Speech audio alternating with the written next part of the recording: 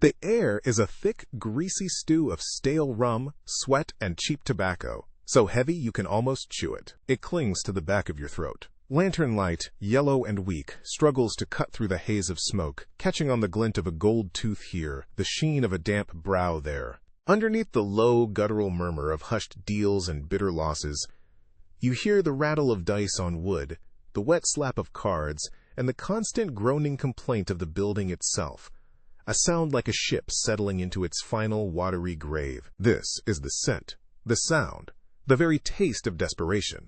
And tonight, you're about to dive headfirst into its depths. This is the treacherous world of offense in the 18th century, where a single misstep can be your last. Tonight's story revolves around one such misstep, a stealthy night raid on a docked vessel that has gone horribly wrong, and you, Caitlin Doyle, are standing right in the fallout zone. But in a world built on deceit, survival isn't just about being the strongest or the fastest. It's about knowing who to trust. And here's a little reality check for you. You can't trust anyone. Hi, Guy. Tonight we delve into the cutthroat corners of Port Royal, and you probably won't survive this night. So before you get too comfortable in your impending doom, maybe take a quiet moment to like the video and subscribe. But really, only if you genuinely enjoy what I do here. I'd love to know where you're watching from and what time it is for you in the comments below. It's always nice to see where these stories end up. Now, go ahead and dim the lights, maybe turn on a fan for that soft ambient hum. And let's ease into tonight's journey together, the first chapter in our tale, which we'll call Shadows of Port Royal.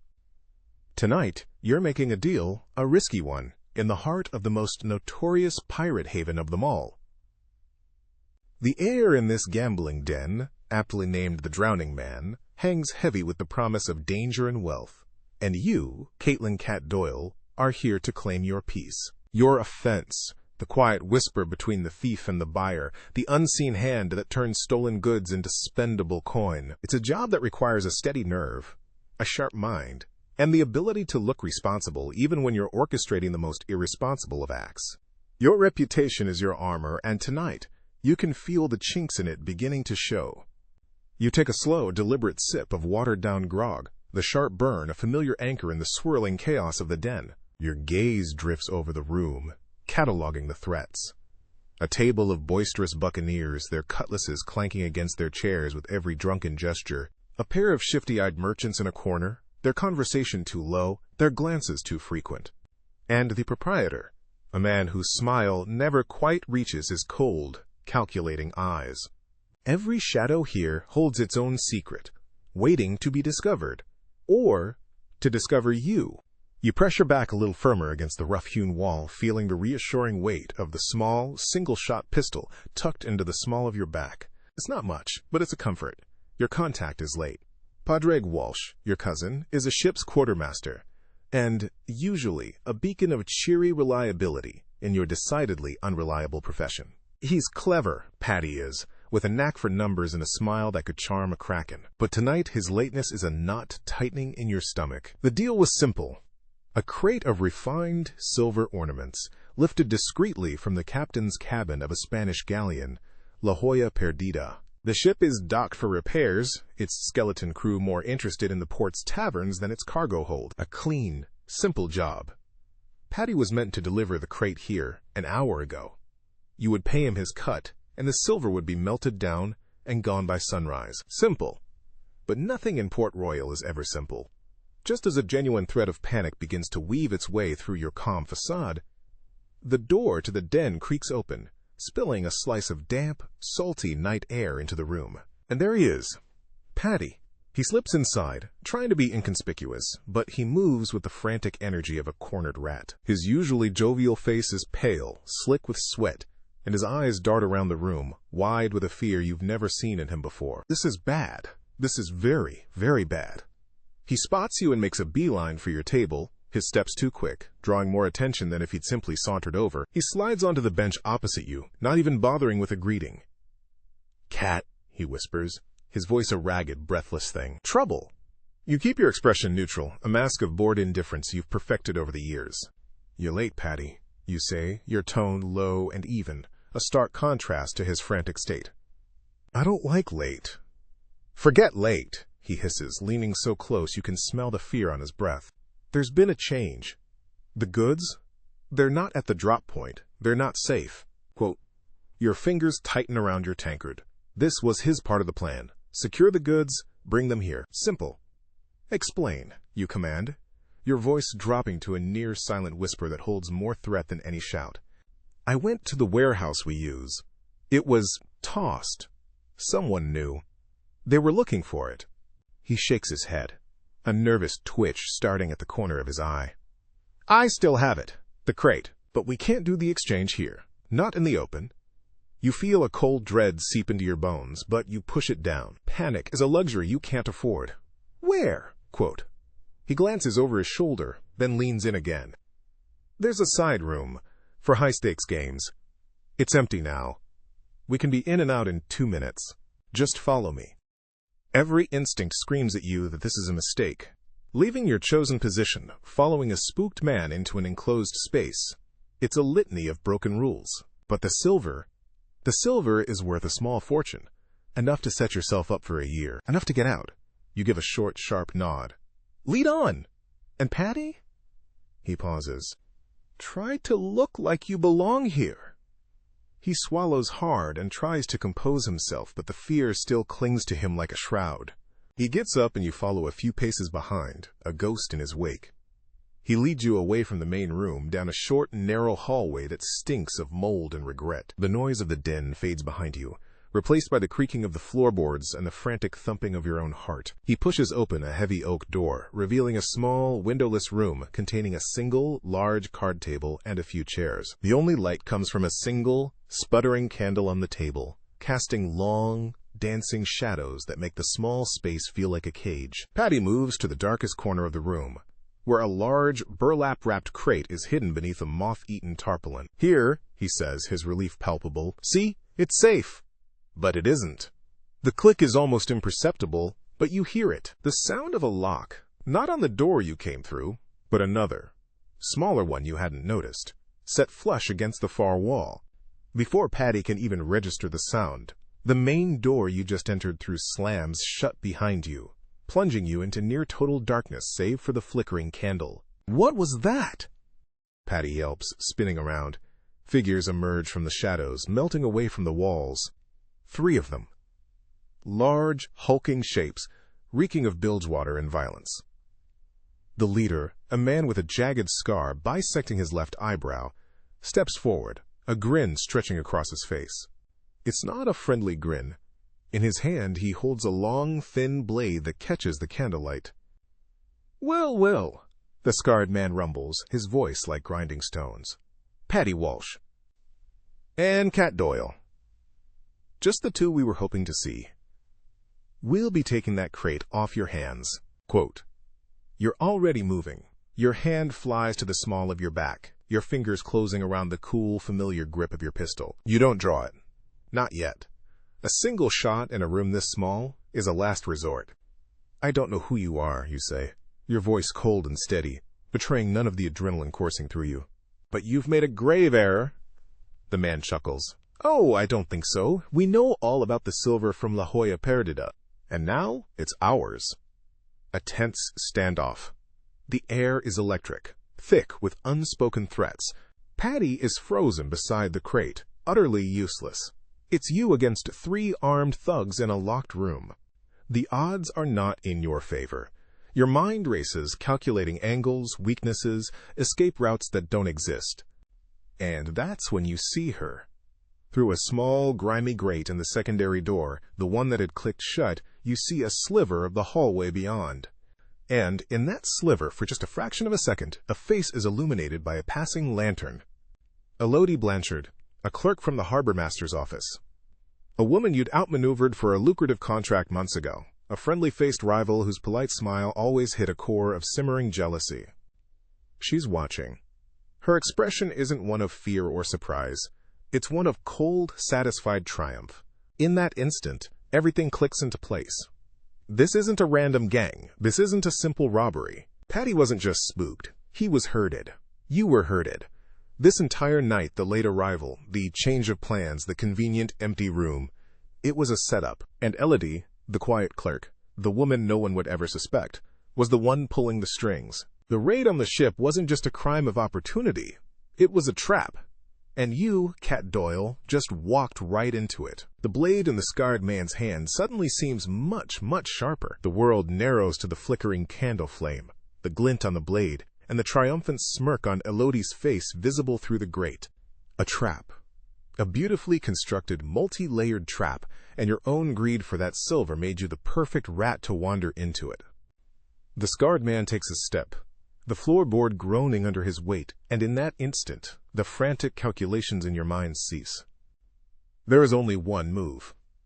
"Patty," you snarl, your voice a low whip crack that makes him jump. "Down!"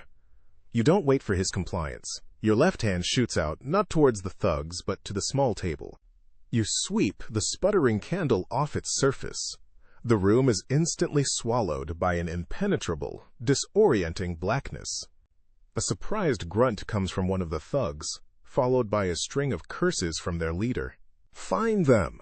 the scarred man bellows, his voice echoing in the confined space. You're already moving, your senses on fire in the dark. You can hear the panicked, heavy breathing of the men as they stumble blindly, their boots scuffing against the wood. You grab Patty's collar, yanking him hard towards the sound of the main door, the one you came through. He stumbles, a dead weight of terror you have to practically drag. "The door's locked!" He gasps. "I know," you hiss back, shoving him against the wall. You pull the pistol from your back. You have one shot, one chance to turn this chaos into an escape. You don't waste it on flesh. Flesh can be unpredictable.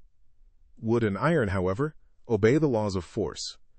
Aiming by memory at the spot where the lock mechanism should be, you squeeze the trigger. The explosion is deafening in the small room, a blinding flash of orange and white that momentarily paints the scene in a hellish tableau, the thugs frozen in surprise, their faces contorted, Patty cowering with his hands over his ears. The shot splinters the doorframe, shattering the lock. Before the echoes have even died, you shoulder the damaged door, and it bursts open into the dingy hallway. "Go!" you scream, shoving Patty ahead of you. You don't look back. You don't need to. The enraged roars from the room behind you are confirmation enough. More shouts erupt from the main gambling den as you spill out of the hallway. Faces turn, startled and angry at the gunshot. You see the proprietor reach for something under his bar. There's no time for subtlety. You knock over a table laden with tankards and playing cards, sending men sprawling and ale splashing. The brief confusion is all you need. You and Patty burst through the front door of the drowning man and into the damp embrace of the Port Royal night. The air, thick with salt and rot, feels like freedom. But you hear the heavy thud of boots on the tavern floor behind you. Elodie's men are coming. And now, half the denizens of the tavern smelling blood and opportunity are likely joining them. "This way!" you command, yanking a stunned Patty into a narrow alleyway between the den and a chandlery. The stench of stale fish and urine assaults you. It's a maze you know by heart, a web of shortcuts and dead ends that you've memorized for just such an occasion. "Cat, I'm sorry, I didn't know," Patty pants, stumbling over a pile of discarded oyster shells.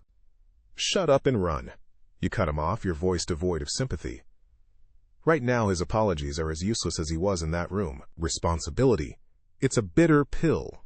You're responsible for him, your cousin, your liability. You could leave him. It would be easier, faster. But the thought is fleeting, dismissed as an indulgence you can't afford. He's family, and Elodie will want you both. The sounds of pursuit echo down the main street, a baying pack, growing in number. You ignore the main thoroughfares, sticking to the shadows. You lead Patty over a rickety plank bridge spanning a gully of stagnant, green water, then squeeze through a gap in a fence behind a cooperage, the air thick with the smell of sawdust and tar. Your pursuers are less agile, their heavy footfalls and frustrated shouts giving away their position. Their searching spreading out, but you have the advantage of knowing the terrain. You duck under a low-hanging canvas awning, pulling Patty down with you just as two brutish figures race past the end of the alley. You hold your breath, pressing yourself against the cold, damp brick, feeling Patty trembling beside you. The men pause, looking around, then continue their hunt, their voices fading down the lane. "We lost them," Patty whispers, relief in his voice. "We've bought seconds," you correct him, your eyes scanning the rooftops. Elodie works at the harbor master's office. She knows the port schedule, the guard patrols, the layout of the docks. She won't just send thugs. She'll have alerted everyone. We can't stay on land. Your mind is a flurry of calculations. The only way out of Port Royal is by sea, but stowing away takes time and planning, commodities you don't have. You need a place to lie low, a place to think. Your gaze falls upon the harbor, a forest of skeletal masts silhouetted against the faintly moonlit clouds. The docks are a chaotic tangle of crates, barrels, and coiled ropes. And ships. Dozens of them. Most are bustling with activity, but one, a sleek, dark-hulled brigantine at the far end of a neglected pier, is silent. No lanterns burn on its deck, no watchman paces its rail. It sits in the water like a ghost. Perfect. There, you say, pointing with your chin. That ship. The Sea Serpent. We hide there until the heat dies down. You move with renewed purpose, scurrying from the shadow of one crate to the next, the sounds of the port, the distant shanties, the creak of rigging, the gentle lapping of water against the pilings, providing cover for your movements. You reach the pier, its timbers slick with algae. The Sea Serpent looms above you, its anchor chain draped slack into the murky water. A heavy mooring rope, thick as your arm, hangs from the rail down to a piling. Can you climb? You ask Paddy. He looks up at the rope and the dark hull of the ship, his face pale. He shakes his head. Useless. With a frustrated sigh, you point to the anchor chain. Use that. It'll be slower, but quieter. Don't make a sound. You move to the rope, your hands and feet finding purchase with practiced ease. You've climbed worse. You scale the side of the hull in seconds, swinging a leg over the railing and dropping silently onto the deck. The silence is absolute, almost unnerving. You peer over the side, watching Paddy's slow, agonizing progress up the anchor chain, his grunts and scrapes sounding like cannon fire in the stillness. Finally, he hauls himself, panting, over the side and collapses onto the deck in a heap. You put a boot on his chest to silence him. Stay here. I'll find us a place below. Quote. You move across the deck like a phantom, your senses straining in the darkness. You find the main hatch leading to the cargo hold and ease it open. The air that wafts up is dry, smelling of tar, canvas, and spice. It seems safe. You signal for Paddy, and together you descend the ladder into the pitch-black hold, pulling the heavy hatch closed above you. Darkness. Silence. For the first time since Paddy walked into the den, you feel a sliver of hope. You've escaped. You're hidden. You lean against a large crate, the adrenaline finally beginning to recede, leaving a bone-deep weariness in its place. Cat, Paddy whispers, his voice shaky but sincere. Thank you. You saved my life. I swear to you I never would have. Metallic click cuts him off. Then another. And another. The sound of multiple pistol hammers being cocked. A lantern is suddenly lit, its bright golden glare flooding the cargo hold and forcing you to squint. The hold isn't empty. It's filled with men. At least a dozen of them, sitting casually on crates and barrels. Every single one of them holding a pistol aimed directly at you and Paddy. Among them, a smug grin on his face, is the scarred man from the gambling den. A figure detaches himself from the shadows near the far bulkhead. He's tall and lean, dressed in a captain's coat of fine blue wool, surprisingly clean for a man in this line of work. His face is sharp, intelligent, and utterly devoid of warmth. Caitlin Doyle, the captain says, his voice calm and cultured, a chilling contrast to the scene. And Padraig Walsh. Welcome aboard the Sea Serpent. He gestures around the hold. I do hope you'll forgive the deception. We find it's the most effective way to collect on our debts. Quote, your blood runs cold. You look from the captain to the hard faces of the crew, to the scarred thug, and finally to Paddy, whose face has crumpled in utter, uncomprehending horror. The silver from La Jolla Perdida, you state, the pieces clicking into a final, horrifying picture. The captain smiles, a predatory baring of teeth.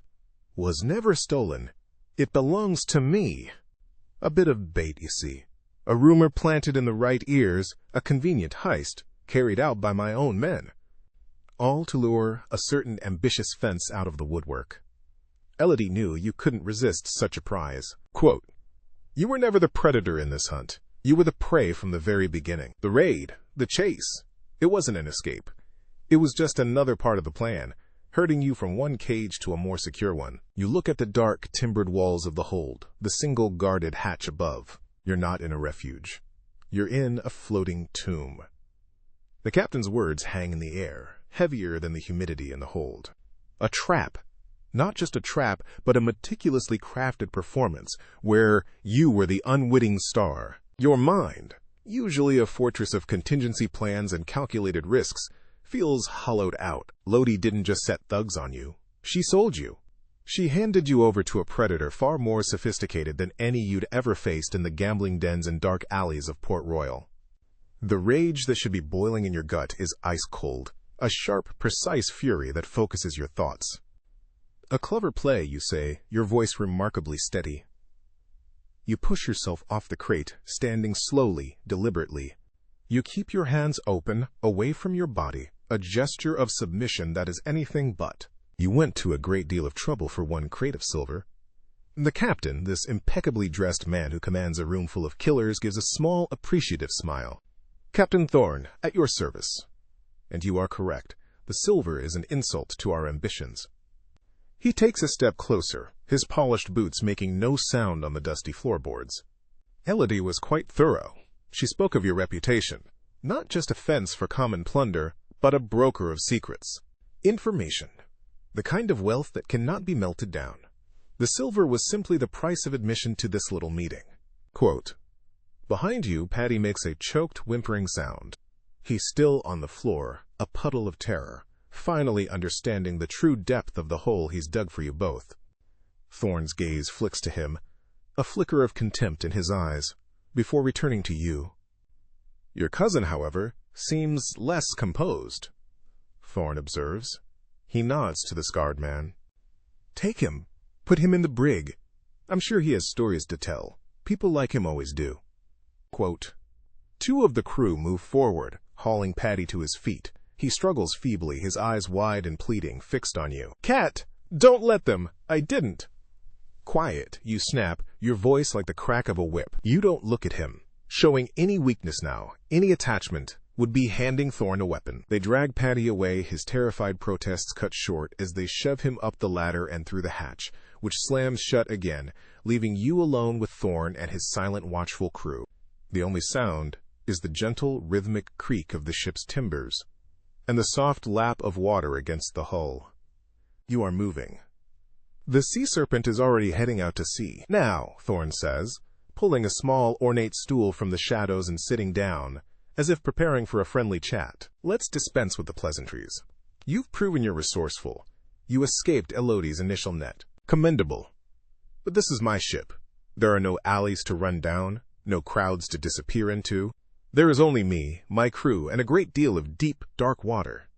He leans forward, his elbows on his knees, his intelligent eyes boring into you. Elodie couldn't offer details. Her jealousy made her observant, but not privy to your true secrets. She spoke of a ledger, a small, unassuming book where you record the details of your most sensitive acquisitions. She believes you fenced an item some years ago for a dying Spanish navigator, an item he stole from his own captain, something far more valuable than the silver ingots you thought you were chasing tonight. Quote, your heart gives a single hard thump against your ribs. The ledger, he knows about the ledger. It's your life's work, your insurance, the source of your power. It doesn't just contain names and numbers. It contains leverage, secrets that could ruin half the merchants and officials in Port Royal. And one entry, logged 4 years ago, a transaction you'd almost managed to forget. You maintain your mask of cool indifference. I deal in goods, Captain, not fairy tales. Quote, Thorne sighs, a theatrical sound of disappointment. A pity. I was hoping you'd be more pragmatic. He stands and walks towards the ladder. Perhaps your cousin will be more forthcoming. Quote, he doesn't need to say more. You stand in the suffocating silence of the hold for what feels like an eternity. The lantern casts you a long, lonely shadow against the crates. Time stretches and warps. You try to think, to plan, but your thoughts keep circling the same impossible point. There is no escape. You are on a predator's ship, in the middle of the ocean, and he knows your one true secret. Then, the sounds begin. Faint at first, muffled by the thick deck above. A man's cry of pain. Paddy. Then a dull, rhythmic thud. A scream, sharp and raw, is cut short. Your fists clench, your nails digging into your palms. You force yourself to breathe, to remain detached. This is what Thorn wants. He wants you to hear this, to feel Patty's pain as if it were your own, to let your sense of responsibility for your fool of a cousin overwhelm your survival instincts. Another cry, louder this time, followed by the scarred man's rumbling voice, though his words are indistinct. The sounds go on. You count the thuds, each one a hammer blow against your composure. You think of Patty's stupid, charming smile, his unwavering belief that you could fix any problem, his presence, a constant, irritating, familiar part of your life. You're responsible for him. The thought is no longer a bitter pill. It's a shard of glass in your throat. After an age, the hatch creaks open. The scarred man descends, his knuckles bloody. He doesn't look at you, addressing only his captain. "He's a soft one, Captain," the thug rumbles. Talked a lot about a little book. A diary, he called it. Said she kept it with her always. Tucked into her boot or sewn into her coat. Said it was her whole life. He spits on the floor. He also mentioned something else, right before he passed out. Kept babbling about an island. Isla de Huesos. The Island of Bones, said the navigator's chart pointed there. Thorn turns to you, a look of triumphant vindication on his face. Isla de Huesos, the final resting place of the legendary pirate, Captain One-Eye Moreno, and his treasure. A treasure that makes the Spanish silver fleet look like a beggar's purse. It seems the fairy tales are true after all, and you, Cat Doyle, have the map. It's not a question, it's a statement of fact. The truth hangs between you, stark and undeniable in the lantern light. The navigator's chart wasn't just a chart, it was a map, Moreno's map. You had suspected, but you'd buried the knowledge, deeming it too dangerous, too fantastical to ever act upon. You made a copy of the intricate star patterns and coastline sketches, recording them in a complex cipher in your ledger, and sold the original for a handsome, but safe, price. You chose security over a legend. Now the legend has come for you. So this was never about robbing a fence, you say, your voice a low whisper. This was a treasure hunt. Elodie pointed you to me, and you built this entire theater to corner me and get your hands on my ledger. Quote, "Precisely," Thorn says, his smile widening. "You are a pawn, yes, but a crucial one, the king, in this particular game of chess." He steps towards you until he's only an arm's length away. You can smell the faint, clean scent of soap and salt on him. I am a patient man, but the sea is not. We are sailing on a schedule. My associates in Nassau grow anxious. You realize with a sickening jolt that this is bigger than just Thorn and his crew. He's part of something larger. A syndicate, an alliance, a whole other level of the game you didn't even know was being played. You weren't just outmaneuvered by a rival clerk. You stumbled into a war between kings. So here are your choices, Thorn continues, his voice dropping to a conspiratorial hush. You can give me the ledger? You can decipher the map for my navigator? You will be rewarded, of course. A small share, enough to disappear and live comfortably. More than you would have made from a lifetime of fencing stolen silver. Quote, "And the other choice?" you ask, though you already know the answer. His smile vanishes, replaced by an unnerving placidity. The other choice involves a great deal of pain for your cousin, followed by an even greater deal of pain for you. My crew can be inventive, and in the end I will still get the ledger. I will peel it from your corpse if I have to. The book is on you. Patty confirmed it. We will find it. Your cooperation simply determines your state of health when we do. Quote, he gestures to the bloody-knuckled thug. Search her. Before you can react, the thug grabs you, his hands rough and strong. He rips at your coat, patting you down with brutal efficiency. His hands go to your boots and you tense as his fingers find the false heel on your left one. He twists it open and pulls out the small, oilskin-wrapped package. He hands the ledger, your life, your secrets, your one piece of leverage, to Captain Thorn. Thorn unwraps it with an almost reverent air. He opens the small, leather-bound book, his eyes scanning the pages of your neat, coded script. He lets out a low whistle of appreciation. Ingenious. A double cipher based on shipping manifests. Elodie was right. You are a true artist. He snaps the book shut. But a code, no matter how clever, can be broken. It simply takes time and the right motivation. He locks his eyes on yours. I'll give you until sunrise. You can either be our translator, or you can be our first lesson in code breaking. The choice is yours. Think of your cousin. Think of the water. Think of how long a person can scream before their throat gives out. Quote, he turns and ascends the ladder, leaving you in the oppressive darkness with the scarred man, who now stands guard by the hatch. The finality of the slamming hatch echoes in the hold. You are stripped of your weapon, your leverage, your freedom. You are nothing but a key, and they have the lock. The ship rocks gently, a cradle on a course to hell, and you are left alone with the echoes of Patty's screams and the impossible choice you have to make by dawn. The scarred man remains a silent statue by the ladder, his presence a physical manifestation of your cage. The darkness of the hold is a thick, smothering blanket, broken only by the single, unwavering eye of the lantern. It illuminates the small circle of your world, dusty floorboards, the rough wood of crates, and the guard's impassive face. Outside this circle, there is nothing. You are adrift in a void, both literally and figuratively. The gentle rocking of the ship becomes more pronounced, the rhythmic creaking of its timbers joined by the groan of the rudder and the faint, ghostly sigh of wind in the rigging above. You are moving. Each soft slap of water against the hull is another foot of distance from Port Royal, another step away from any possibility of help, another link in the chain binding you to this fate. You slide down to sit on the floor, your back pressed against a large barrel. The wood is cool against your skin, a small, solid reality in the chaos of your thoughts. You don't fight. You don't rage. Those are luxuries for people with options. Instead, you let the cold fury settle deep in your bones, a hard, dense core of purpose. Elodie, Patty, Thorn. The names are a litany of betrayal, foolishness, and ambition. You were a player in a game you never knew existed, and you lost before you even sat at the table. But the game isn't over. Not until you draw your last breath. You close your eyes and focus on the ledger. Not the physical book now in your enemy's hands, but the copy etched into your memory. You visualize the coded pages, the complex star charts, the navigator's frantic scrawl about Isla de Huesos. It was just a legend, a drunken sailor story you'd logged as a curiosity, a piece of leverage too fantastical to ever be used. Now that fairy tale is holding a pistol to your head. Hours crawl by. The air in the hold grows stale, the rocking of the ship a nauseating, constant companion.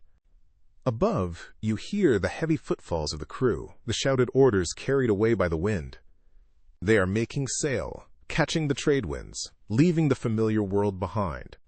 You are an island of stillness, in a sea of relentless motion, a prisoner of a madman's quest. The scarred man hasn't moved, hasn't spoken. He is part of the ship now, as fixed and silent as a mast.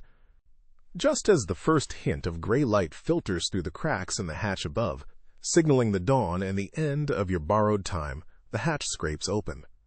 Captain Thorn descends the ladder, moving with the same unnerving grace. He looks as immaculate as he did hours ago, his blue coat uncreased, his face clean-shaven. He dismisses the guard with a flick of his wrist. The scarred man climbs the ladder, and the hatch is closed once more, leaving you alone with your captor. "Sunrise, Mistress Doyle," Thorn says, his voice as calm as a summer sea. "I trust you've had time to reflect on your options." Quote, you push yourself to your feet, brushing dust from your clothes in a deliberate slow motion. You meet his gaze, keeping your own face a barren mask. "I have." And, quote, "Your offer is compelling," you say, the words tasting like ash. "But I have a question. This elaborate trap, a ghost ship, a dozen men, it's a fleet's worth of effort for one dead pirate's treasure, even Moreno's." A genuine smile touches his lips, a flicker of true satisfaction. Sharp, you see the imbalance. Elodie saw only the silver, you see the board. He paces the small, clear space in the hold. Moreno's treasure is nothing. It's a key, a down payment. It will fund the final leg of the real journey. Quote, he stops and turns to you, his eyes burning with a feverish light that belies his calm demeanor. "Have you ever heard the name Roberts, Mistress Doyle, Bartholomew Roberts?" Quote, "The name hangs in the air. A phantom. The most successful, most feared, most theatrical pirate of the age. A man rumored to command a fleet, to take ships with frightening precision. a teetotaler who dressed like a lord and killed like a devil, a man they called Black Bart. Thorn is a name for clerks and harbor masters, he says, a hint of disdain in his tone. A costume. The men who sail with me know me as Roberts, and we are not chasing the chest of a single dead captain. We are chasing a myth, a city, the golden skin on a vast, untapped continent. We are hunting for El Dorado. Quote, the name is so absurd, so far beyond the scope of your world of back-alley deals and stolen cargo that for a moment you can only stare. El Dorado, the lost city of gold. A legend that had driven conquistadors to madness and death for centuries. You're insane, you breathe, the words escaping before you can stop them. He laughs, a short, sharp bark of sound. Am I? The Spanish believe it. They have spent fortunes and armies searching for it in the jungles of the mainland. They failed because they were looking in the wrong place. Moreno wasn't just a pirate, he was a Spanish navigator before he turned. He had access to their most secret charts, their most protected secrets. He found the path, not to the city itself, but to the first marker. The Isla de Huesos is where he hid his charts, the true map. Your ledger contains the key to finding that island. And once we have Moreno's charts, we will have the path to the city of gold. Quote, it all clicks into place, the scale of the operation, his flawless planning. His ambition wasn't just wealth, it was apotheosis. To succeed where empires had failed. And what part do I play in this fantasy? You ask, your voice dripping with scorn you can't quite conceal. The humble translator, quote, you and your cousin, he corrects you, you will decipher the map. He, it seems, has a remarkably vivid memory for the coastlines and landmarks on the original chart he saw you studying. He babbled about them quite extensively. A fool's memory, but useful nonetheless. Together you are my guides, you will lead us to the Island of Bones. He steps closer, his voice dropping. So no, Mistress Doyle, you are not a temporary translator. You are a member of this expedition. Your share is your life, and your cousin's. You will work for me. You will guide my ship. And you will help me become a king. In return, when we are weighted down with more gold than you can possibly imagine, I will let you both go. Refuse or try to deceive me, and I will flay the secrets from you both, 1 inch of skin at a time. Quote, there is no choice. There never was. You'll have your map, you say, your voice flat. Excellent, he says, his smile returning. I knew you were a practical woman. He turns and unbolts the hatch. Come, let's get you some air. Your work begins now. You climb the ladder, your legs unsteady. As you emerge from the darkness of the hold, the world assaults you. The brilliant, blinding light of the morning sun on open water. The vast, unending expanse of the Caribbean. A sheet of sapphire blue stretching to a horizon empty of any land. The sea serpent cuts cleanly through the waves, sails full and white against the sky, a predator in its element. The deck is a hive of disciplined activity. The crew, a collection of hard-weathered men, move with quiet efficiency, coiling ropes, swabbing decks, their eyes occasionally flicking towards you with a mixture of curiosity and contempt. You are the fencer, the landsman, an outsider brought into their world by force. You spot the scarred man at the helm, his gaze fixed on the horizon. Roberts, you must think of him as Roberts now, leads you to the stern castle. A small table and 2 chairs have been bolted to the deck near the ship's wheel. On the table sits your ledger, an inkpot, a quill, and a stack of fresh parchment. Your new office, Roberts announces. You'll work here where I can observe your progress. Quote, he gestures towards the mainmast. Paddy is tied there. His head hangs low, his face a swollen, bruised mess. His shirt is stained with blood. He's conscious, but broken. He doesn't even look up as you emerge on deck. The sight sends a fresh wave of cold fury through you. This is your fault. Your ambition, your greed for the silver, led him here. Your responsibility. He will serve as your motivation, Robert says, following your gaze. Work well, and he will be fed. Make mistakes, and he will not. You sit down at the table, your hands trembling slightly. You force them still. You pick up the quill, the familiar weight, a small comfort. You open the ledger to the coded pages. The complex symbols a language only you understand. You dip the quill in the ink, your mind a whirlwind. You can't escape. Not now. You can't fight. They are too many. But you are not a fighter. You are a fence. You deal in secrets and lies, deceit, betrayal. You look at Roberts, standing confidently at the rail, the self-proclaimed king of this floating world. You look at his crew. You look at the endless sea. A plan, fragile and desperate, begins to form in the ruins of your old life. You will cooperate. You will translate. You will make yourself indispensable. You will learn the ship, the crew, their weaknesses, their fears, their loyalties. A crew is a web of relationships, and every web has a weak strand. You will be the perfect prisoner. You will be the perfect guide. And you will find that weak strand. You will pull on it until the entire web unravels. Roberts thinks he has caught you. He has no idea that he has just brought a viper onto his ship. You place the quill to the parchment and begin to write, translating the first star pattern from your cipher. The journey to the Isla de Huesos has begun. And so has your war. Weeks bleed into a saltwater haze, each day a mirror of the last. Your world has shrunk to the stern castle of the sea serpent, a gilded cage where you perform your painstaking work under the ever-watchful eye of Captain Roberts. You translate, you chart, you create the path to his mad fantasy, buying yourself another day, another meal for Paddy. He remains tethered to the mast, a living monument to your forced compliance. He is gaunt, his eyes hollow, but he is alive. That is the only victory you can claim. You have played your part perfectly. You are the meek, broken prisoner, the efficient tool. No one sees the cold, patient hatred that you nurture in the quiet hours of your watch. A single, hard ember glowing in the dark. Then the sky turns on you. The world bleeds from brilliant blue to a bruised, sickly purple. The sea, once a gentle cradle, becomes a raging beast, its waves rising like jagged mountains of black water that threaten to swallow the ship whole. The wind shrieks through the rigging, a chorus of 1,000 tormented souls. Rain comes down, not in drops, but in solid, wind-driven sheets that sting your skin and blind you. For days, the storm is your world. Sleep is impossible, a dry deck, a distant memory. The sea serpent groans and shudders with every mountainous wave that crashes over its bow, the timbers screaming as if they are being torn apart.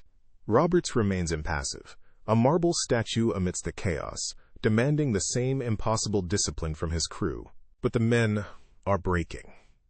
Their faces, already lean from meager rations, become skeletal. The constant damp and chill breeds sickness. A hacking cough spreads through the crew, followed by the shivering fevers of lung rot. You see the signs of scurvy, too. The swollen gums, the sunken eyes, the lethargy that is a prelude to death. The men's resentment, once a low grumble, curdles into a palpable, sour thing that hangs in the air thicker than the sea spray. They look at Roberts, clean and dry in his captain's coat, eating his preserved meals, and their eyes are no longer filled with fear, but with a desperate, animal hatred. You watch it all from your post, the ledger pages now warped and damp despite your efforts to protect them. You watch the scarred man Silas stalk the deck, his fists the only law, his loyalty to Roberts absolute. You watch the others. A big, bull-necked sailor named Finn, whose cough is growing worse. A wiry, rat-faced man called Jem, who watches the food stores with hungry, calculating eyes. You see the whispers in the forecastle, the dark glances exchanged over swabbing the deck. You feel the change in pressure, the drop in the air before the lightning strikes. The storm on the sea is terrifying, but the storm brewing on this ship is far deadlier. The breaking point comes on the 5th day of the storm, during a rare lull when the rain subsides to a miserable drizzle. The cook, a one-armed man named Quincy, emerges from the galley, his face grim. He carries a single bucket of thin, foul-smelling gruel for the entire crew. It's barely enough to feed 5 men, let alone the 20-odd survivors. Jem, the rat-faced sailor, takes one look at the watery swill and spits on the deck. "This is what we get," Jem snarls, his voice cracking. "Worms and bilge water while he dines on salted pork?" He jerks his chin towards the stern, where Roberts stands observing your work. "It's all we have," Quincy says, his one good hand trembling.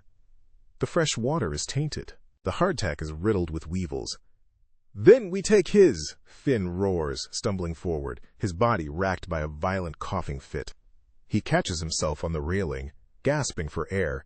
"He starves us, works us to death for a ghost story." Quote, Roberts turned slowly, his expression one of mild annoyance, as if scolding a misbehaving child. "You have a complaint, Mr. Finn?" Quote. I do," Finn shouts, finding a surge of fever-fueled courage. "We're dying for you, for your city of gold. We want our share. We want real food. Now!" A murmur of agreement ripples through the assembled crew. They are a pack of starving wolves, pushed to the edge. Robert's face remains calm, but his eyes turn to chips of ice. Discipline is what separates us from savages. Rations are a matter of discipline. He nods to Silas, who stands by his side. Mr. Finn has forgotten his. Remind him. Silas moves with brutal speed. Before Finn can even raise his hands to defend himself, Silas's fist connects with his jaw, a sickening crack that echoes across the deck. Finn collapses, unconscious before he hits the boards. Silas then pulls a short, heavy club from his belt. "No!" Jem screams, but it's too late. You look away, but you can't block out the sound. The wet, rhythmic thuds of the club striking flesh and bone. The collective gasp of the crew. You force yourself to look back. Finn is a broken heap on the deck. Silas stands over him, his chest heaving, the club dripping. That's when the world explodes. With a roar of pure primal fury, Jem launches himself at Silas, a rusty belaying pin clutched in his hand. 2 other sailors follow, drawing knives. The mutiny is not a planned strategic thing. It's a spontaneous combustion of desperation and rage. The deck erupts into a maelstrom of violence. Men scream, steel clashes, and the disciplined crew of the Sea Serpent dissolves into a bloody, chaotic mob. You are caught in the middle. A sailor loyal to Roberts is cut down right beside your table, his blood spraying across your charts, a warm, crimson rain. Your carefully constructed world of patient waiting is shattered. Roberts is instantly in motion, drawing a pair of pistols from his coat. He fires one, and a mutineer clutching a grappling hook crumples to the deck. His other shot takes another man in the shoulder. He draws his sword, a fine, silver-hilted rapier, and engages 2 men at once, his movements a deadly, precise dance. "Get the fence!" Jem shrieks, pointing at you with his bloody pen. "She's the map! She's the prize!" Quote. Suddenly, you are no longer an observer. You are the target. 2 grimy, wild-eyed sailors turn towards you, their intentions clear. There is no time to think, only to react. You kick the table over, sending the ledger, ink, and parchment scattering. It's a pathetic barricade, but it buys you a second. Your hand flies to the small knife you'd managed to steal from the galley and conceal in your boot weeks ago. It's a paring knife, a pitiful weapon, but it's sharp. The first sailor lunges, grabbing for your arm. You duck under his grasp, bringing the knife up in a vicious arc, slicing it across the back of his hand. He howls in pain and surprise, stumbling back. The second man is on you, his breath sour with sickness and hunger. He wraps an arm around your throat, trying to drag you down. You gasp for air, your vision starting to swim with black spots. You see Paddy, still tied to the mast, his eyes wide with terror, struggling against his bonds. Responsibility. The thought is a lightning bolt. With a surge of adrenaline, you stomp down hard on your attacker's instep with your heel. He grunts, his grip loosening for a fraction of a second. It's all you need. You twist, driving your elbow backward into his gut. He doubles over, winded, and you bring the knife down into his thigh. He screams and collapses, clutching his leg. You don't pause. You scramble towards the mainmast. The sounds of the battle are roaring in your ears. You see Roberts fighting back-to-back with Silas and 3 other loyalists. A small island of order in a sea of bloody chaos. The mutineers, led by Jem, have them surrounded, but they are a disorganized rabble. You reach Paddy. His bonds are thick, the knots pulled tight. Your knife is too small to saw through them quickly. "Paddy!" you shout over the din. "Hold still!" Quote. You see a discarded cutlass lying on the deck near the body of a fallen loyalist. You lunge for it, your fingers closing around the heavy, leather-wrapped hilt. As you turn back to the mast, a shape blocks your path. It's Jem. His face is spattered with blood, his eyes burning with manic glee. "Going somewhere, cat?" he sneers, circling you. "The captain's day is done. You work for us now. Or you feed the fish with him." Quote. You are faced with an impossible choice. Side with a murderous, half-mad sociopath or a disorganized pack of starving, desperate killers. Both paths lead to a shallow grave, so you choose a third path, your own. "I don't work for anyone," you spit, raising the cutlass. It feels heavy, clumsy in your hand, but you hold it steady. Jem laughs. A fence with a sword. I've seen it all. He lunges. You're not a sword fighter. You're a survivor. You don't try to parry his clumsy swing. Instead, you duck low, letting the belaying pin whistle over your head, and shove the heavy cutlass forward like a spear. The tip catches him in the stomach. It's not a clean thrust, but it's enough. His eyes go wide with shock, the air rushing out of him. He stumbles backward, dropping his weapon, and falls to his knees, staring at the blade protruding from his gut. The tide of the battle turns in that instant. The mutineers, seeing their leader fall, hesitate. That moment of hesitation is all Roberts needs. With a chilling war cry, he and his loyalists surge forward. The counterattack is swift and merciless. The disorganized mutiny crumbles into a desperate, panicked rout. Some men throw down their weapons and beg for mercy. Others are cut down where they stand. In a matter of minutes, it's over. The silence that falls is more shocking than the noise. The deck is a slaughterhouse, slick with blood and rainwater, littered with the bodies of the dead and the groans of the dying. Robert stands in the center of the carnage, his fine coat spattered with red, his breathing steady. He surveys his broken kingdom, his face a mask of cold fury. He methodically walks to the men who surrendered, his rapier held loosely in his hand. He doesn't offer them mercy. One by one he executes them, a quick, efficient thrust for each. The only mutineer left alive is the one you stabbed in the leg. Robert's gaze finally falls on you. You're standing over Jem's body, the bloody cutlass in your hand, Patty still helpless at the mast behind you. Robert's eyes travel from the dead mutiny leader at your feet to the weapon you hold, to your face. There's no gratitude in his expression, no approval, only a new, unsettling calculation. It seems, he says, his voice dangerously soft as he wipes his rapier clean on a dead man's shirt, that I have underestimated you, Mistress Doyle. You are more than a clerk, after all. He walks towards you, stepping over bodies as if they were puddles. He stops right in front of you. You saved your own life. And, inadvertently, mine. A curious situation, quote, you don't lower the cutlass, your heart hammers against your ribs, but your hand is steady. You have survived the storm, you have survived the mutiny.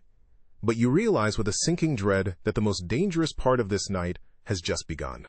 You are alone on a ship of killers, with a king who has just witnessed you kill one of his subjects to protect yourself.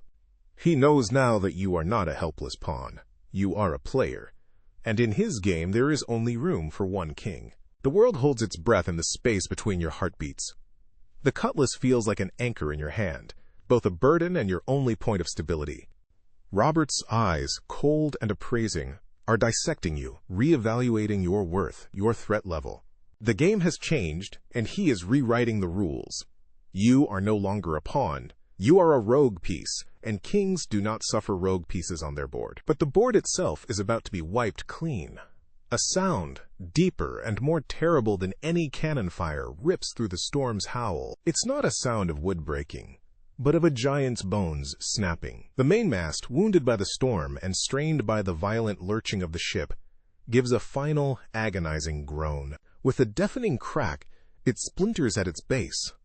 Time seems to slow, as the colossal spar, with its tangle of ropes and torn canvas, topples forward, a falling god smashing down onto the deck. Men scream, a sound instantly devoured by the wind. The deck beneath your feet heaves violently, not with the motion of the sea, but with the death agony of the ship itself. The falling mast crashes through the forecastle, splintering planks and sending a geyser of seawater and debris into the air. The sea serpent lists hard, its back broken, no longer a vessel but a coffin filling with water. You are thrown from your feet, the cutlass wrenched from your grasp. You slam into the port railing, the impact driving the air from your lungs. Roberts, for all his poise, is pitched across the deck, his rapier skittering into the chaos.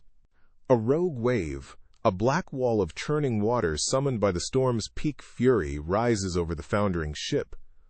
It doesn't break over you. It simply swallows you. The world dissolves into a maelstrom of freezing, dark water, splintered wood, and the frantic tearing pressure of the deep. Your last conscious thought is of Patty, a pale, terrified face tied to a mast that is now dragging you both to the bottom of the sea. You wake up coughing, your lungs on fire. Salt water and bile burn your throat as you retch onto wet sand. Every muscle in your body screams in protest. You push yourself onto your hands and knees, the world a dizzying, blurry mess. Sand. Gritty, white sand is everywhere, in your hair, your clothes, your mouth. You're alive. The thought is a dull, distant surprise. "Patty," you rasp, your voice a raw croak. You look around, your vision slowly clearing. You're on a beach, a crescent of white against a backdrop of impossibly dense, dark green jungle. The wreck of the sea serpent lies broken in the shallows, its two halves listing pathetically, jagged timbers pointing at the sky like accusing fingers. The storm has passed. The sky is a pale, washed-out gray, and the sea is a gentle, lapping thing, as if feigning innocence. You stagger to your feet, your body a symphony of aches, and scan the shoreline. Debris is scattered everywhere. Barrels, splintered planks, a tangle of rope, and bodies. You see two, face down at the water's edge, their forms limp and final. Then you see movement. A figure stumbles out of the surf, collapsing onto the sand. Patty. You run, your legs clumsy and weak. You fall to your knees beside him, turning him over. He's a mess of bruises and cuts, his face pale, but he's breathing. His eyes flutter open, unfocused and wide with terror. "Cat?" he whispers. We're alive," you finish for him, the word feeling hollow. You help him sit up. He leans against you, trembling. For a moment, you both just stare at the wreckage, at the vast, empty ocean that surrounds you. The dream of gold, the nightmare of the ship, it's all been washed away. All that's left is this: an island. Despair has a new name. A low groan from further down the beach draws your attention. You see Silas, the scarred man, pushing himself up. He has a nasty gash on his forehead, but he's alive. A short distance from him, another figure sits up, clutching his leg. It's the mutineer you stabbed, Gareth. His face is a mask of pain, but his eyes, when they meet yours, are sharp and alert. Wary. Then you see him. Captain Roberts stands near the edge of the jungle, almost untouched. His fine blue coat is torn and stained, but he stands with the same infuriating posture of command, surveying the wreckage as if it's merely a temporary inconvenience. Near him, the one-armed cook, Quincy, is helping a young sailor you vaguely recognize as Tom to his feet. 6 survivors. You, Patty, Roberts, his enforcer Silas, the loyalist Tom, the wounded mutineer Gareth, and the cook Quincy. 7 souls on a deserted shore. Robert's crew is gone, his ship is gone. His authority is nothing more than a memory, but the look in his eyes tells you he doesn't believe that. You get Patty to his feet. "Stay here," you murmur, and you start walking the beach, your mind already calculating, assessing. You are no longer a prisoner. You are a castaway. The rules are different here. Survival is the only currency. You ignore Roberts and his small knot of survivors, focusing on the debris. You find a barrel half buried in the sand. You pry the lid open. Hardtack. Soaked and mushy, but it's food. You find a water cask that seems intact. A gift from the sea. You drag them further up the beach, away from the tide, creating a small cache. This is your claim, your foundation. Patty, seeing what you're doing, begins to help. He limps along the shoreline, his fear replaced by a grim sense of purpose, gathering splintered wood for a fire. The ordeal has changed him. The vacant terror is gone, replaced by a quiet, focused energy. He is no longer just a liability to be protected. He is your partner in this. By midday, 2 distinct camps have formed on the beach. Roberts, Silas, and Tom have claimed a spot near the jungle's edge, their backs to a rock formation. They speak in low tones, Robert's voice the calm, commanding thread in their conversation. Gareth sits alone, halfway between your camp and theirs, nursing his wounded leg with a strip of torn cloth, his eyes missing nothing. You and Patty have your small pile of salvaged goods. Quincy, after a brief, tense exchange with Roberts, walks deliberately over to you. He stops a few feet away, his one hand gesturing to your meager pile. "You've got a practical mind, you do," Quincy says, his voice rough. He jerks his head towards Roberts, is already talking about salvaging the ledger, still chasing his ghosts. "The ledger is at the bottom of the sea," you state flatly. "It's a lie. You saw the oilskin-wrapped book wash up near a tide pool and discreetly secured it in the waistband of your trousers while searching for supplies. It is the only piece of your old life you have left, a secret you will guard with your life. Maybe so, Quincy says, not quite believing you. But his head ain't here. It's still on the hunt. That's a dangerous thing. On an island like this, my head's on staying alive, finding fresh water, making shelter. He looks from you to Patty. I'm a cook. I know what's safe to eat in the bush. What roots to dig, what leaves make a fever break. That's my worth. The offer is unspoken but clear. He is declaring his allegiance. He sees that Robert's ambition is a path to starvation, while your practicality is a path to survival. We need water first, you say, accepting his proposal without ceremony. And fire before nightfall. Quote, Aye, he nods, a look of relief on his weathered face. This is your new crew. A fence, a recovering fool, and a one-armed cook. It's a pathetic alliance, but it's built on a foundation of shared reality, not fantasy. It's a start. Later, as you work with Quincy to fashion a crude spark from a piece of flint you found, you notice Gareth watching. He hasn't moved, hasn't spoken to anyone. He is an island within the island. You know you will have to deal with him. The wound you gave him is a debt that will have to be paid, in one way or another. As dusk begins to settle, painting the sky in shades of orange and purple, you finally manage to coax a tiny, precious flame to life in a nest of dry seaweed. You and Patty and Quincy huddle around it, its heat a fragile ward against the coming night and the chilling sounds of the jungle as it awakens. Across the beach, Robert's camp has no fire. They sit in the growing darkness, three shadows watching your light. You can feel Robert's stare, a physical weight. He has lost his ship, but not his will. You know he is not thinking of rescue. He is thinking of his treasure map. He is thinking of you. Patty puts a hand on your arm. We'll survive this, Cat, he says, his voice quiet but firm, a strength in it you've never heard before. Together. You look at him, then at the pragmatic cook, and then across the sand at the three figures who are not your allies but your rivals in this new, desperate game. You nod, the firelight catching the grim determination on your face. The dream of riches is dead, but here, in the ashes of the sea serpent, amidst the despair of this forgotten shore, a different kind of hope, fragile, fierce, and forged in the fire of survival, is just beginning to burn. The morning breaks not with the sun, but with a slow, reluctant lightening of the gray sky. A damp chill seeps into your bones, a stark contrast to the small, sputtering fire that is now little more than a pile of glowing embers. The beach is a graveyard, and you are one of its ghosts. Across the sand, Roberts, Silas, and Tom are already moving, picking through the wreckage with a grim determination that unnerves you. They are not salvaging for survival. They are searching. You know what they're looking for. You feel the faint crinkle of the oilskin-wrapped ledger against your skin, a secret that feels heavier than any gold. We need water, Quincy says, his voice a low rasp. He nudges the empty water cask with his foot. And we won't find it licking the sand. He squints towards the dark wall of the jungle. There'll be a stream, or a spring. Has to be. But the vegetation. Some of it's poison. Some's a cure. Need to know the difference.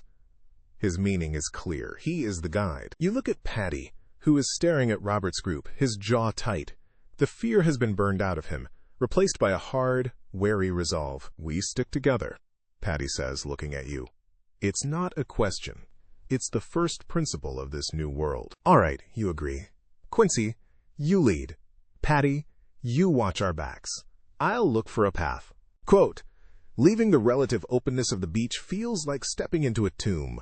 The moment you pass the first line of palms, the jungle swallows you. The air becomes thick, humid, and heavy, with the scent of rot and rampant life.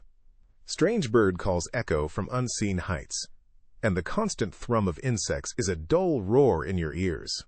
Quincy moves with a surprising certainty, pointing out broad-leafed plants to avoid and tapping certain vines with a knowledgeable air.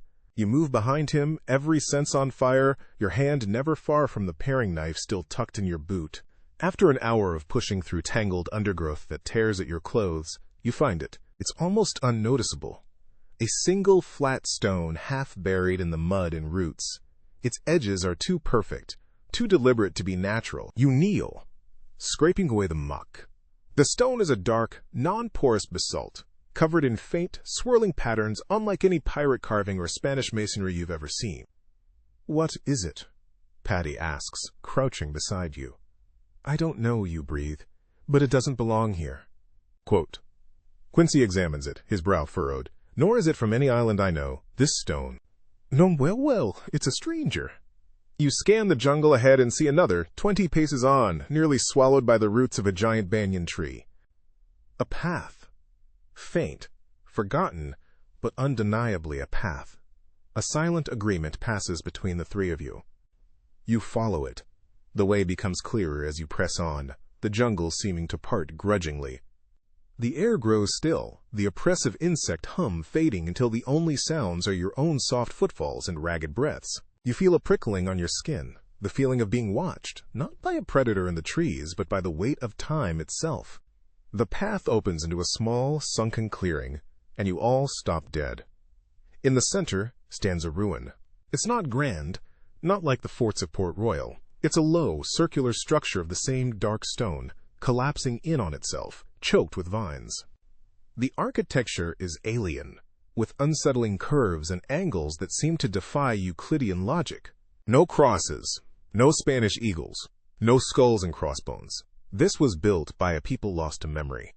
"God's teeth," Patty whispers, his voice filled with awe and a deep-seated fear. You are the first to move, stepping into the ruined shadow. The air inside is cool, and smells of damp earth and stone. The walls are covered in carvings, stories told in a language of symbols. Your eyes trace the lines, your mind working to decipher not a code of letters, but one of images. You see figures, tall and slender, with elongated heads, gazing up at the stars. They hold discs that seem to reflect the sun and moon. You see a depiction of a city, but it's not glittering with gold. Instead, lines of light emanate from it, as if it were a beacon, a source of power or knowledge. Then you see a different panel. It shows ships arriving, crude but recognizable as Spanish galleons. The local figures are shown offering golden trinkets, small things. But the Spanish figures, stout and bearded, are pointing not at the gold, but at the city of light. In the next panel, the city is dark, its light extinguished. The Spanish are leaving, their ships laden with gold, while the slender figures are depicted with hands to their faces in a universal gesture of grief. They weren't a city of gold, you say, the realization hitting you with the force of a physical blow. They were a city of something else. The gold was just a thing they had. It wasn't their treasure. Quote, "What are you saying, Cat?" Patty asks, standing beside you. "The legend is a lie," you murmur, turning to him. "A misunderstanding. The Spanish came, saw the gold, and couldn't see anything else. They were so blinded by greed, they missed the real prize. They took the shiny metal and left the real wealth, the real El Dorado, to rot." Quote, Quincy runs a hand over a carving of a strange star-like flower. "They say Black Bart's a teetotaler, a man of ideas. Maybe he weren't just after the gold either. Maybe he knows the legends got it wrong too." Quote, "The thought sends a chill down your spine. Perhaps Robert's madness has more method to it than you imagined. He isn't chasing a pirate's treasure, he's chasing the original, misunderstood source of the legend." Your exploration takes you to a collapsed section at the back of the ruin. Here, shielded from the worst of the elements, you find something else. Skeletons. At least a half-dozen of them, tangled in the roots and rubble. They are clad in the rusted remains of conquistador armor. A shattered breastplate here, a dented Morian helmet there. These are not Moreno's men. These are the men who came before. The ones who saw the city of light and chose the gold. You kneel, a morbid curiosity pulling you closer. One skeleton's bony fingers are curled around the hilt of a rusted sword, as if he died fighting. Another clutches a small, leather satchel to its chest. With trembling hands, you pry it loose. The leather is rotten, falling apart in your fingers, but inside is a small, pulpy mass of what was once a journal. Most of it is illegible, a feast for worms and time, but you can make out a few frantic, scrawled words in Spanish. "Engaño no es oro. La piedra del cielo nos enloquece." Deception. Not gold. The sky stone. It drives us mad. You stare at the words, at the grasping skeleton, at the silent, watching ruin. These men found it.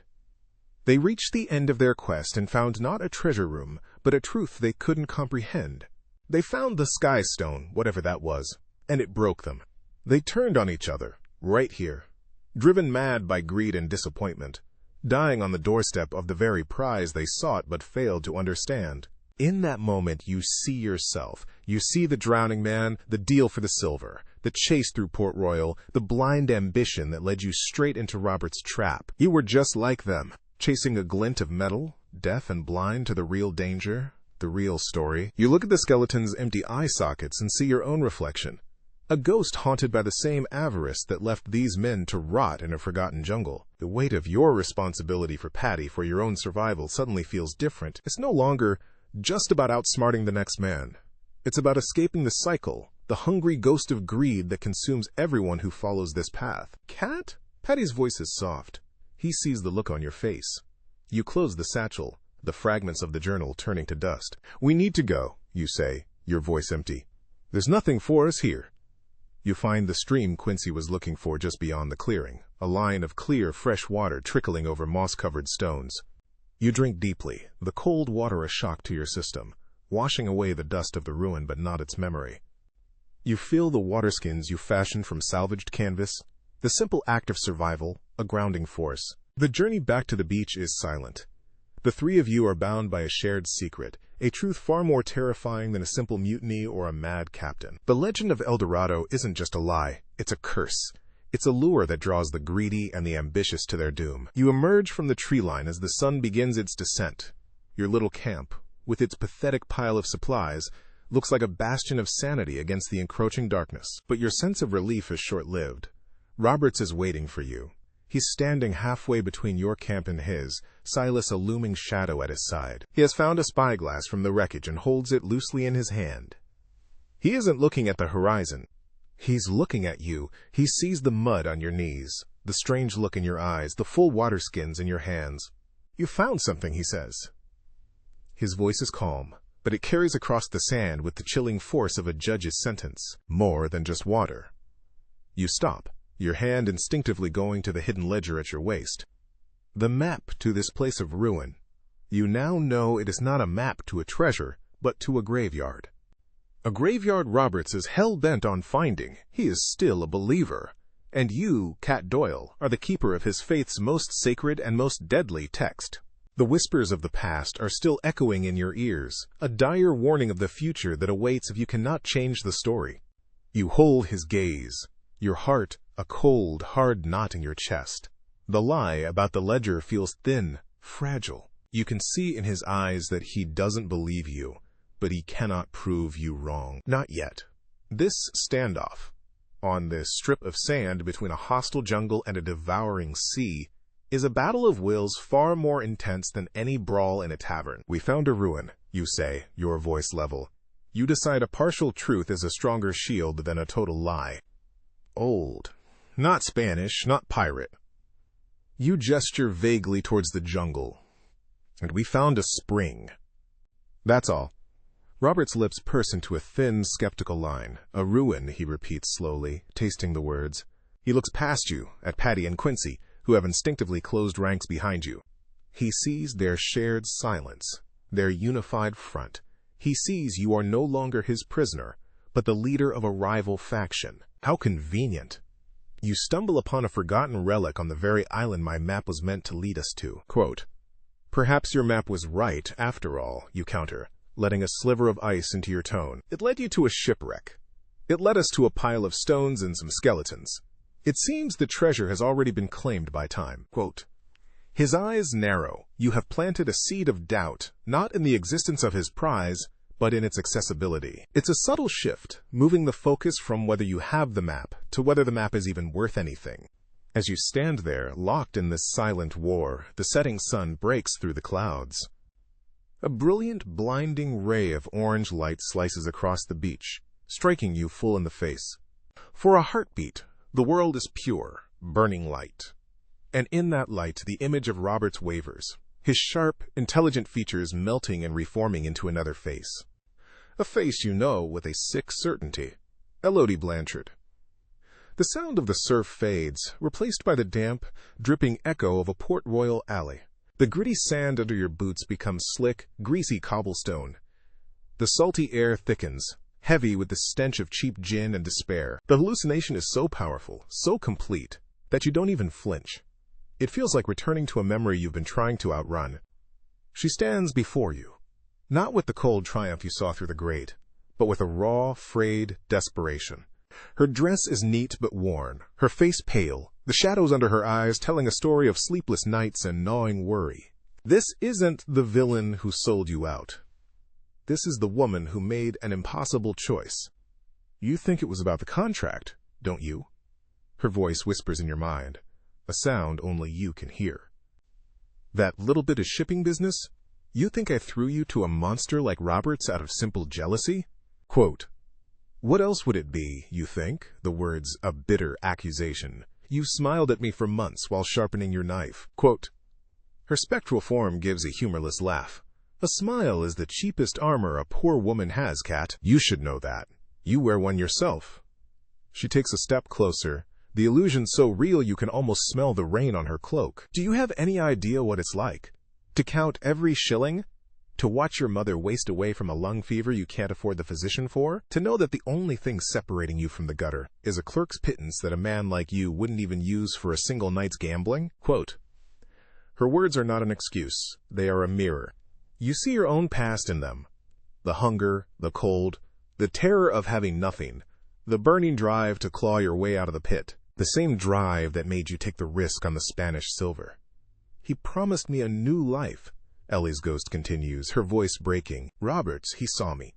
He saw how I watched the harbor master's ledgers, how I knew the port's secrets. He didn't offer me a sack of coins, Cat. He offered me a world away from here. A place where my mother could breathe clean air. He said you were a player, a predator, just like him. He said you could afford the loss. He said no one would get hurt. Just a bit of theater, he called it. Quote, a bitter wave of understanding washes over you. You were a piece in her desperate game, just as she was a piece in Robert's. A chain of betrayals forged in the same fire of wanting more. She didn't sell you out for gold. She sold you out for hope, the most dangerous and valuable commodity in Port Royal. And Roberts, the master manipulator, knew exactly which strings to pull. He lied, you whisper to the ghost, and to yourself. Of course he lied, she scoffs, a tear tracing a path through the grime on her cheek. Men like him always do. And women like us are the ones who pay the price for believing them. I thought for once it would be someone else paying, someone who could handle it. Someone like you. The vision shimmers. Elodie's desperate face dissolves back into the cold, calculating mask of Captain Roberts. The alley melts away, returning you to the beach, to the dying light in the endless sea. The confrontation hasn't paused. Only a second has passed. But in that second, everything has changed. You look past Roberts, at the shipwreck, at the jungle, at the endless horizon. You think of the conquistadors in the ruin, clutching their rusted swords, dying for a treasure that was never what they thought it was. They were driven mad by the promise of gold.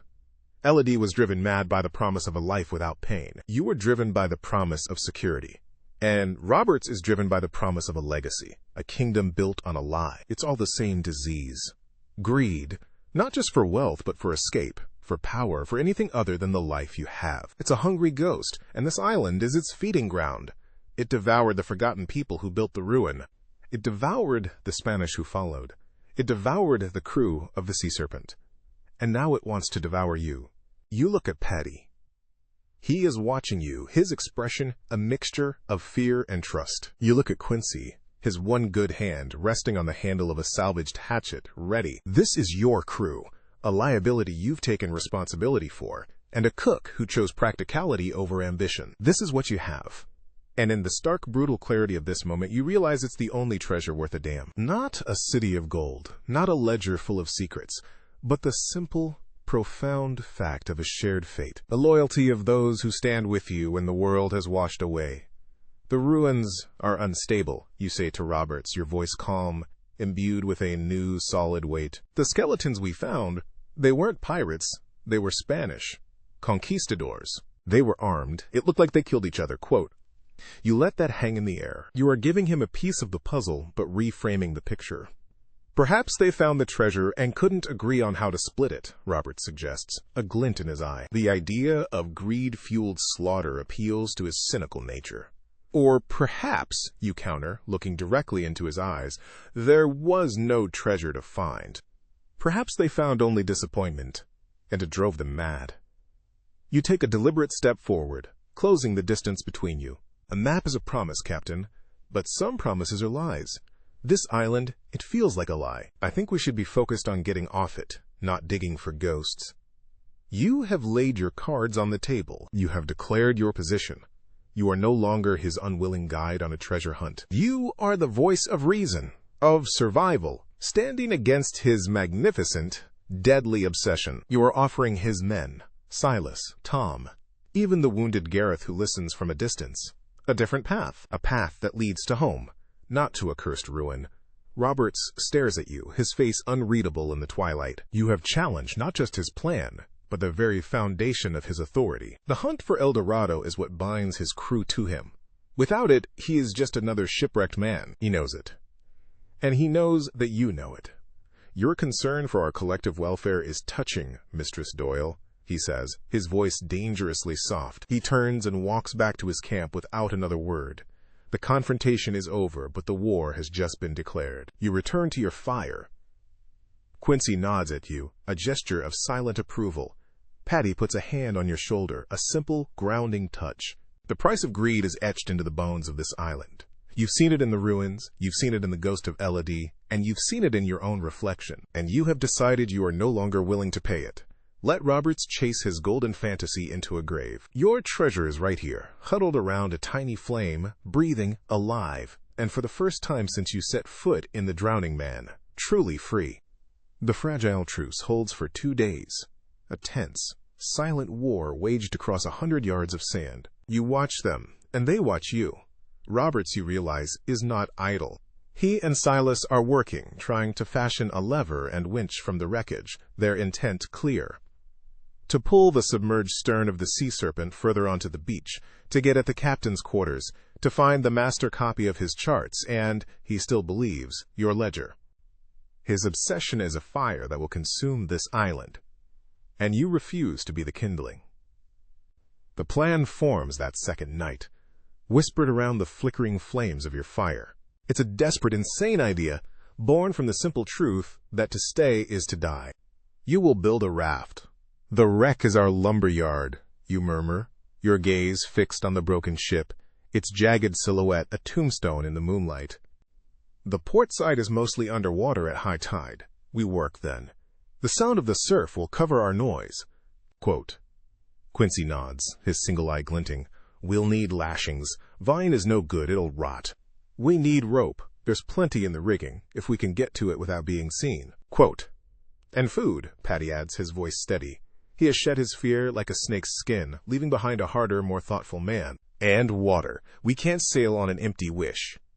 That leaves Gareth. The wounded mutineer has kept to himself, a lone wolf watching both camps with equal suspicion. He is a risk, a potential traitor.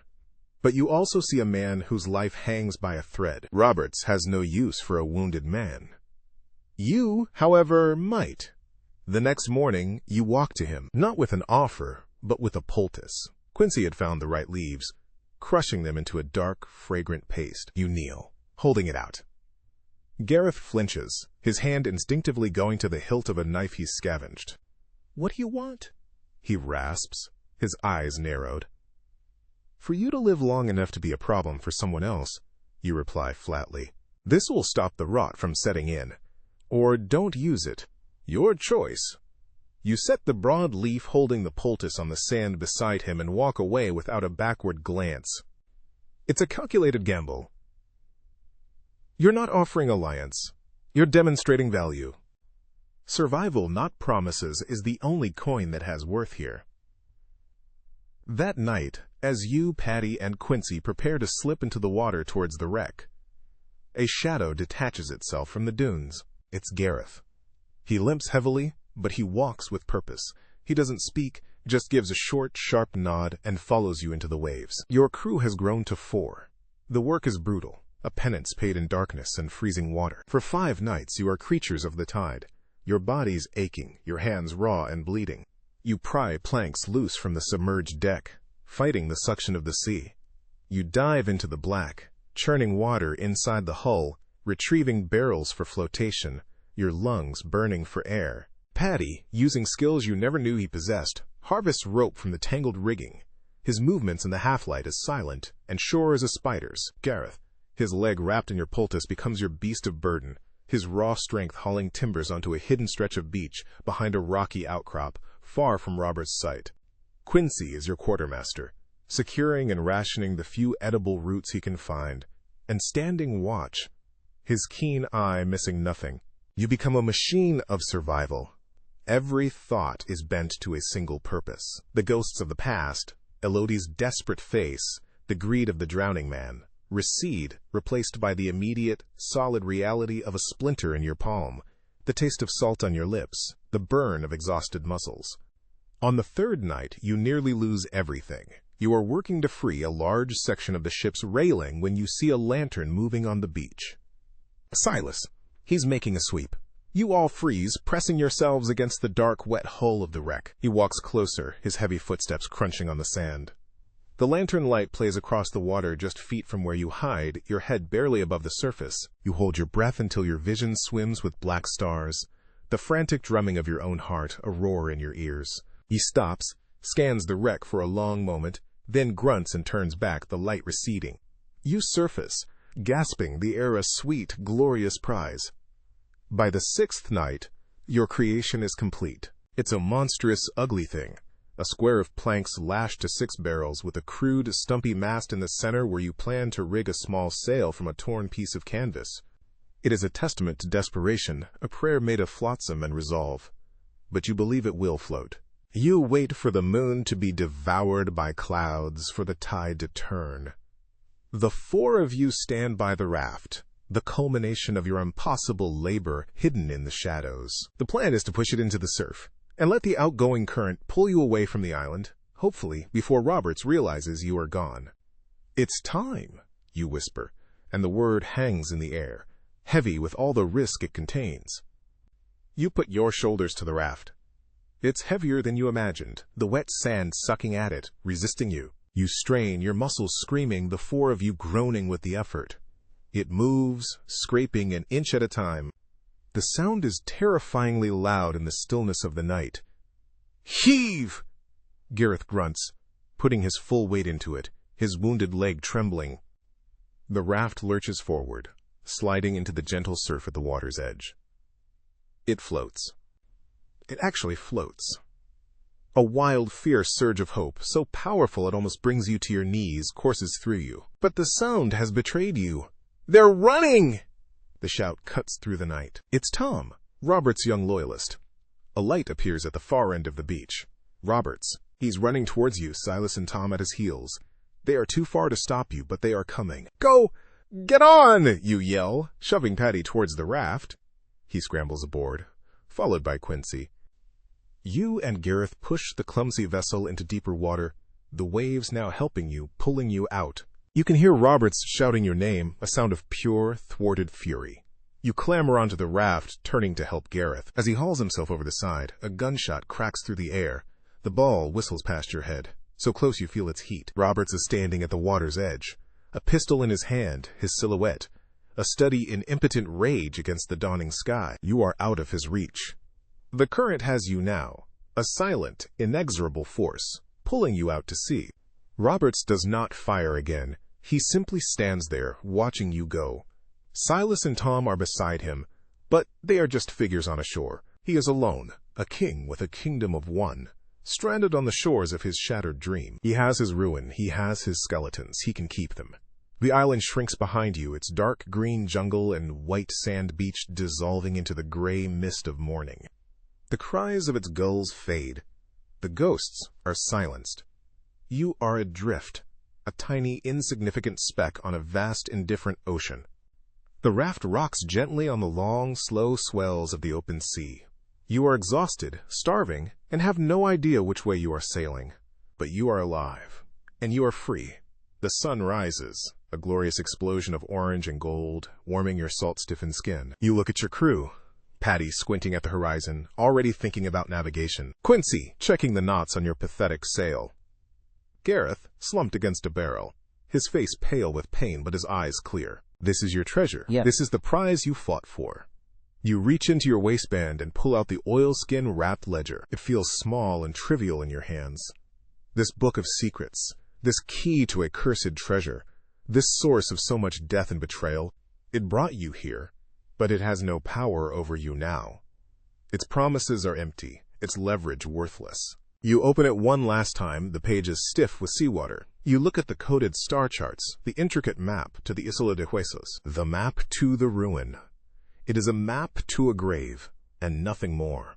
With a final, decisive movement, you hold the ledger out over the water. Patty looks at you, his eyes questioning. You give him a small, weary smile. You let it go. The book hits the water with a soft splash and is gone, swallowed by the deep blue of the Caribbean. The last anchor to your old life, to the ambitious, grasping fence you once were, is cut away. You feel a lightness you haven't known since you were a child, a profound and simple peace. The future is a terrifying blank, a vast and unknown sea. But for the first time, it is yours to write. The days that follow are a blur of sun and salt. Time loses its shape, measured only by the agonizing crawl of the sun across a burning sky and the slow, chilling creep of the moon. The raft, your ugly, beautiful chariot of freedom, becomes your entire world. It is a world of thirst that cracks your lips, of a hunger that hollows you out from the inside, and of a silence broken only by the creak of the lashings and the endless sigh of the sea. There are no grand speeches, no recounting of horrors. The four of you are bound by a shared, unspoken understanding. You are survivors, and the energy for anything but survival has been scoured from you. Patty, his face burned dark by the sun, spends his days staring at the stars at night and the sun's position by day, his brow furrowed in concentration. He tears a thread from his ragged shirt, tying it to a piece of driftwood to track the wind's direction. The clever quartermaster you once knew is resurfacing, not with a charming smile, but with a grim, quiet competence that you find yourself relying on. Quincy, ever the pragmatist, doles out the last of the brackish water and the few remaining edible roots with the grim fairness of a god weighing souls. Gareth, his wound slowly healing, rarely speaks, but his eyes are always on the horizon, a silent, watchful sentinel. And you watch them. You watch the endless horizon, you feel the ghost of the ledger in your waistband, though it is long gone. The weight of its secrets has been replaced by a strange, unnerving emptiness. For years, your life was a fortress built of other people's weaknesses. Now, you have nothing but your own.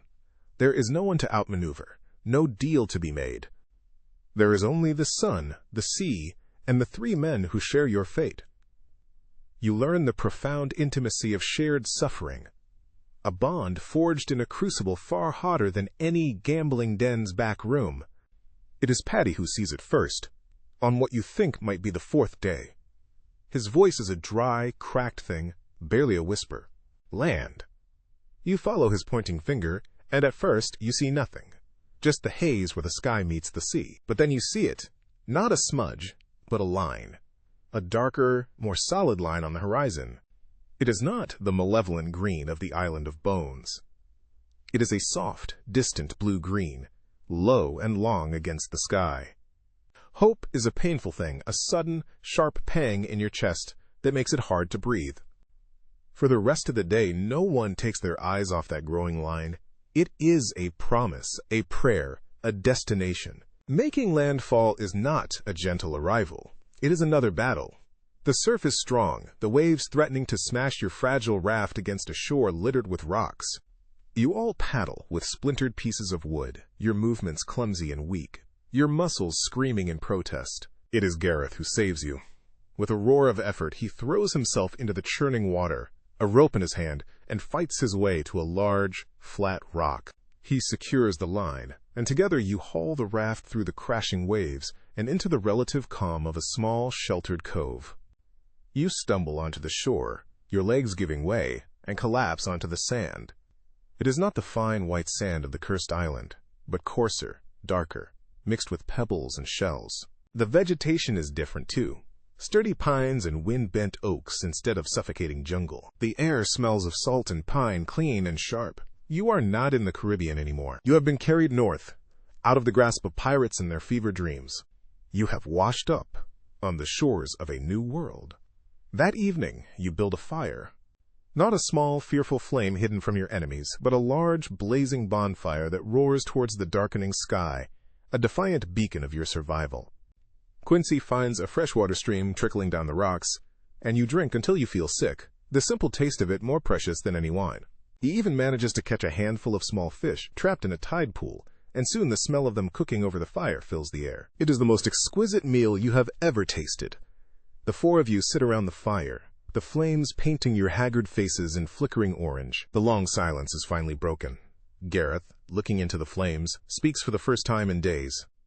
"He would have left me to die," he says, his voice low. "Roberts, after the mutiny, my leg." I was useless to him. He looks at you, his eyes holding a grudging respect. "You saved my life, twice." "We saved each other's," you reply, and the words feel truer than anything you've said in years. You look at Patty, who is carefully sketching a map in the sand with a stick. A map of your journey from the island, based on his memory of the currents and stars. He is no longer the fool who followed you into a trap. He is a navigator.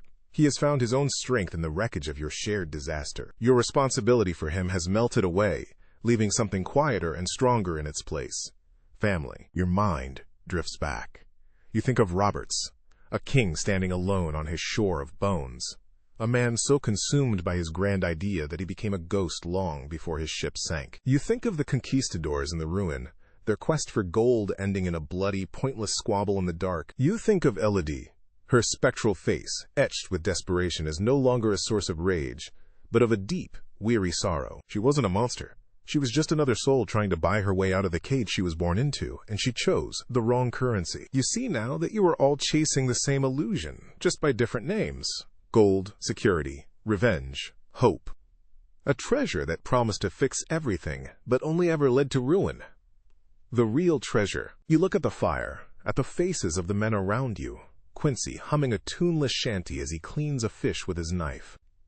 Gareth quietly whittling a piece of driftwood. Patty mapping the stars. This is it. This quiet moment. It isn't gold or silver. It isn't a ledger full of secrets. It is the strength you find when everything is stripped away. It is the loyalty of the person who shares their last sip of water with you. It is the resilience of the human spirit. A thing that can be beaten, battered, and nearly drowned, but cannot be broken. This knowledge, hard-won and paid for in blood and fear, is a wealth that no pirate can steal and no sea can swallow. The sun has vanished, leaving behind a sky saturated with the deep, velvety purple of twilight, punctured by the first stars. A profound peace settles over you, a quiet that sinks into your very bones. The fence, Cat Doyle, died on that island. The woman who sits here now is someone else, someone forged in storm and shipwreck, someone who understands the true weight of things. You know the journey is not over. Tomorrow, you will have to figure out where you are and how to get back to a world that will no longer recognize you, and which you may no longer recognize in turn. But that is a problem for tomorrow. Tonight, there is only the fire, the sound of the waves, and the steady breathing of the men who survived with you. You pull your knees to your chest, the warmth of the fire a gentle comfort. You whisper to yourself, the words a soft prayer to the listening night, knowing that the sea's secrets will always remain, and the allure of adventure remains. So sleep tight, and let the calm wash over you. Sweet dreams.